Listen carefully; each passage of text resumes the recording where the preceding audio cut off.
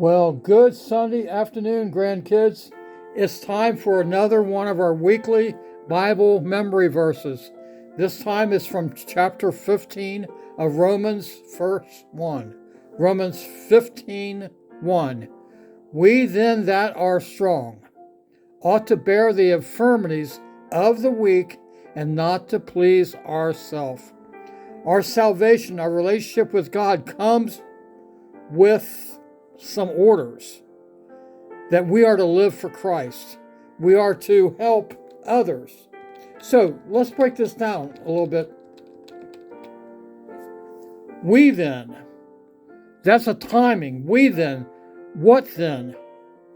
Well, verses before in chapter 14 of Romans tells us that we then that are strong. Why? Because we know that Christ died and he rose again to pay our debt of sin.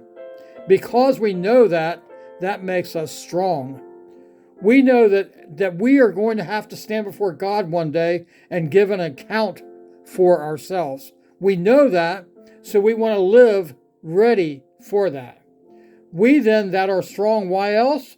Because we know that we are to serve, we are to grow in Christ out of love for what he did for us. We then that are strong know that the only way we can truly please God is by our faith in the glorious gospel that Paul gave us, who was told by Jesus that he died for us.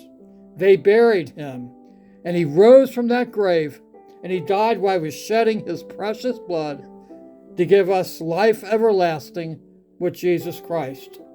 We then that are strong ought to bear the infirmities of the weak and not to please ourselves. Ought to bear infirmities. In other words, we don't take advantage of someone that's less fortunate or someone that's less popular. You know, when you see a person struggling at school and they're having trouble making friends, go over and meet them and become their friend. Help them get used to school. Come alongside them and help them. You know, we're to encourage people that are struggling, or maybe help an elderly neighbor sometime. Stop and visit and talk with them. We then that are strong, we are strong in Christ. We ought to bear some of the burdens that people are going through here. And as we're helping them, we can share with them the glorious Pauline gospel that Jesus Christ died for them.